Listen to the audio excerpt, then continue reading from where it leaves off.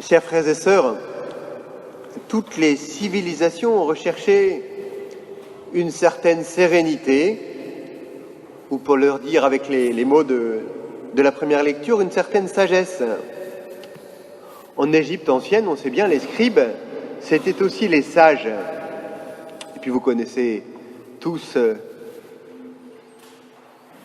cette manière dont les Grecs appelaient ces sages. Eux-mêmes n'osaient pas s'appeler sages, ils s'appelaient simplement amis de la sagesse, ils n'avaient pas cette prétention, et on les appelait les philosophes. Souvenir des classes de terminale. Et puis aujourd'hui, regorgent les comités de sages qui s'octroient ce label avec beaucoup de facilité.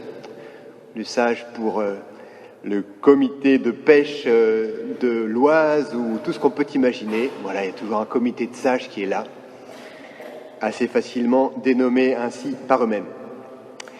Mais quelle est la spécificité de la sagesse pour les Juifs ? Est-ce que c'est celle des philosophes, justement ? Eh bien, les Juifs commencent avec cette conscience. Le premier acte de l'homme n'a pas été un acte de sagesse. Ça a été un acte de folie. D'étendre les mains vers le fruit, de douter de Dieu et de ruiner toute son existence.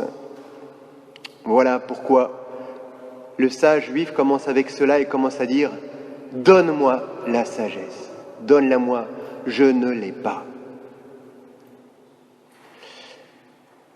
Et donc on peut voir que, comme premier point, la sagesse, elle doit être demandée.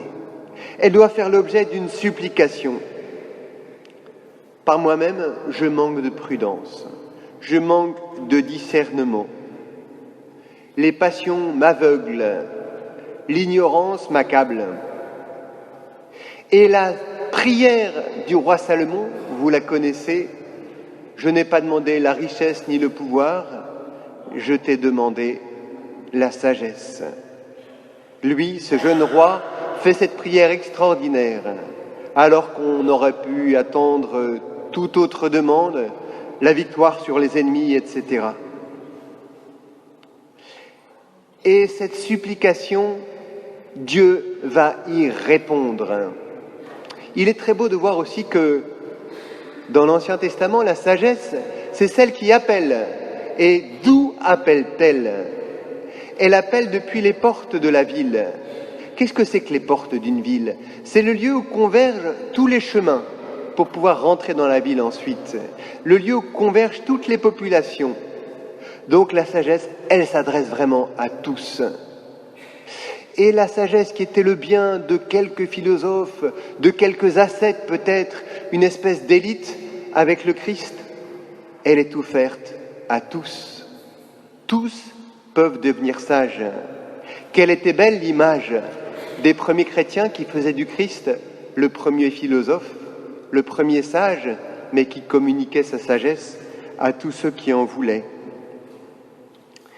Et il est bon aujourd'hui de revenir à cette nécessité de la sagesse. Nous avons dans l'idée que le chrétien, c'est quelqu'un qui se donne, quelqu'un qui est généreux, quelqu'un qui est actif, quelqu'un qui à l'occasion prie. Mais quelqu'un qui soit sage, ça n'est pas dans notre mentalité. On dépense beaucoup d'énergie, mais cette énergie est-elle orientée ?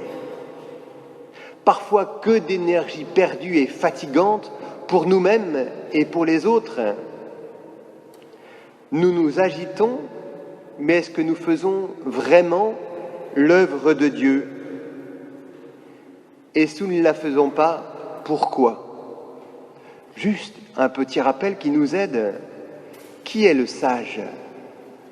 Le sage, c'est celui qui sait contempler l'ordre, c'est-à-dire qui sait voir les choses telles qu'elles sont. Trop souvent, nous-mêmes, nous sommes comme des analphabètes de la réalité qui nous entoure. C'est comme si nous voulions aller faire du commerce aux États-Unis sans savoir l'anglais. On n'aurait pas beaucoup de succès. Eh bien voilà, nous sommes pas sages, c'est-à-dire que nous ne savons pas lire cette réalité qui nous entoure, nous ne savons pas lire notre propre cœur et nous ne connaissons pas ni les autres, ni Dieu. Et notre action tombe à côté. Que c'est important que de pouvoir voir, discerner. Bien sûr, cela est un don, mais ce don, on doit le cultiver en nous-mêmes. Le Saint-Père termine sa magnifique lettre sur la sainteté avec cette aptitude au discernement qui, dit-il, est redevenue particulièrement nécessaire. Pourquoi ? Parce que la vie actuelle multiplie les possibilités d'action, de distraction. Et le monde nous propose ces distractions comme également valables. Il faut faire une œuvre de discernement pour que cela puisse nous construire. Cela est important que le chrétien soit un homme qui agit, soit un homme qui prie, mais soit aussi un homme qui pense. Souvent, nous squeezons, nous mettons entre parenthèses une des composantes. Je prie et j'agis. Mais non, pense aussi. Pense à ton action, regarde le milieu dans lequel tu es, ton milieu professionnel, ta famille, regarde, fais attention à la psychologie sans tout psychologiser, mais ne va pas trop vite sous prétexte de générosité. Ton action tombera à plat. La même chose pour l'évangélisation. Un des grands charismes, par exemple, de l'ordre jésuite, c'est de savoir discerner la réalité et de s'adapter. Notre Saint-Père nous en a montré des exemples extraordinaires. C'est cela dont nous avons besoin. Ne pas trop vite agir et prendre ce temps de réflexion. Ce première caractéristique, c'est donc de supplier pour avoir la sagesse. Le deuxième point, c'est la deuxième lecture qui va nous en parler, c'est de pouvoir écouter. Parce que nous pouvons supplier d'avoir cette sagesse, mais il faut l'écouter, il faut se laisser reconfigurer par ce que le Seigneur nous aura dit. Une exégète traduisait la prière de Salomon par ces mots « Donne-moi la sagesse ou donne-moi un cœur qui écoute profondément. » Le Saint-Père poursuit « Il pourrait arriver que dans la prière, nous évitions de nous laisser interpeller par la liberté de l'esprit qui agit comme il veut. » Le discernement trouve son origine dans la disponibilité à écouter le Seigneur, à se laisser réformer par lui.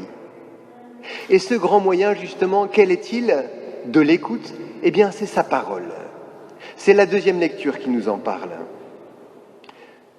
La parole de Dieu, elle nous apporte plein d'informations intéressantes sur Dieu, peut-être, sur des civilisations disparues, sur une sagesse de vie.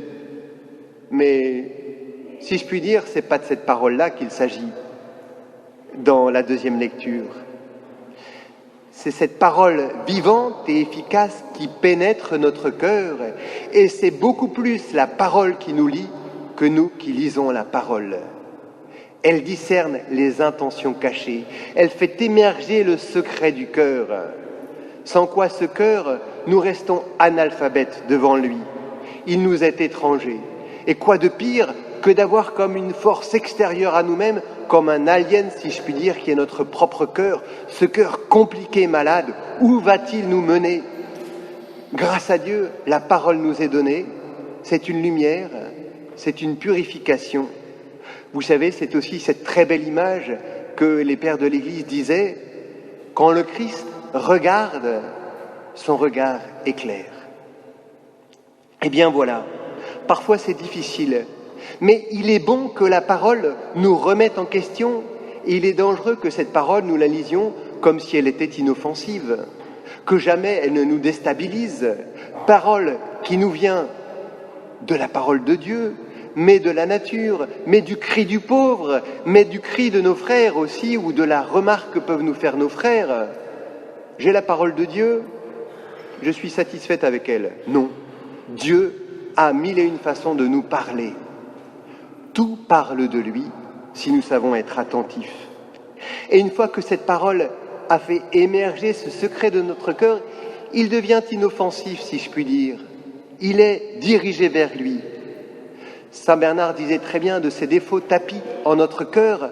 Pour eux, paraître, c'est périr. Il suffit qu'ils apparaissent pour qu'ils n'aient plus de force maléfique. Donc, supplication, écoute et puis docilité. Docilité parce que cette sagesse, cette parole, elle est vivante. Parfois, on a le sentiment que la vie chrétienne, c'est avoir le QCM des commandements et puis pouvoir cocher. Vous savez bien que c'était comme ça parfois que se confessaient nos parents ou grands-parents. J'ai été en Alsace et il y a parfois encore des gens qui, avec beaucoup de bonne volonté, se confessaient assis. Premier commandement 2 fois, deuxième commandement 3 fois, quatrième commandement 6 fois, sixième commandement 300 fois, etc. Voilà. Et puis, à quoi ça rimait? Y avait-il vraiment une conscience que nous sommes appelés à un plus? On peut faire une remarque dans le magnifique évangile que nous avons aujourd'hui, qui est le jeune homme riche. Vous voyez très bien, quand le Christ interroge le jeune homme par rapport au commandement, comment répond celui-ci? Il répond de la manière suivante: ne commets pas de meurtre, ne commets pas d'adultère, ne commets pas de vol. Très bien. Quelle est la remarque qu'on peut lui faire? Que fais-tu des 3 premiers commandements qui portent sur Dieu? Tu parles que des commandements du prochain. C'est très bien. Il y a un secret. C'est que ces 3 premiers commandements qui parlent de Dieu, désormais, ils sont résumés en un seul: suis-moi. Voilà comment la parole de Dieu nous invite à cette suite du Christ, c'est-à-dire à être perpétuellement en mouvement. Je ne peux pas dire le premier commandement, je l'ai coché et ça suffit, je suis quitte avec le Seigneur. Non, aujourd'hui le Seigneur te demande ceci, mais demain, il te demandera d'aller un peu plus loin dans cette suite, dans cet accueil de sa grâce qui réforme ton cœur, qui le bouleverse parfois, mais qui te donne peu à peu de n'être plus qu'un seul esprit avec lui. Voilà pourquoi notre vie chrétienne, elle est passionnante, elle est une aventure, elle est un cœur à cœur avec Dieu. Et le jeune homme de l'Évangile, justement, son drame, c'est qu'il refuse cette croissance, c'est qu'il refuse cette suite, c'est que ses grands biens, c'est qu'il a coché ses commandements et que pour eux, ce sont devenus des richesses dont il ne veut pas se séparer. Bien sûr qu'il faut faire tout cela, mais cela ne vaut guère si tu ne me suis pas. Alors il aura sans doute d'autres chances pour suivre à nouveau le Christ. Mais voilà, ne refusons pas ces croissances, ne refusons pas cette remise en question, ces conversions profondes. La grâce en nous fait tout craquer.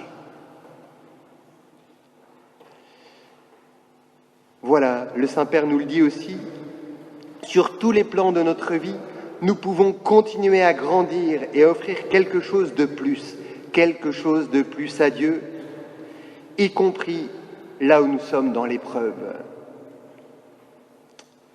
Chers frères et sœurs, c'est Marie qui a suivi l'agneau partout où il allait. C'est Marie qui d'abord a supplié pour que cette sagesse lui soit donnée. C'est Marie qui ensuite a écouté cette sagesse, qui a écouté et médité toutes ces choses dans son cœur. C'est Marie qui l'a suivi jusqu'au bout, jusqu'à la croix et jusque dans la résurrection, qu'elle nous obtienne cette docilité du disciple.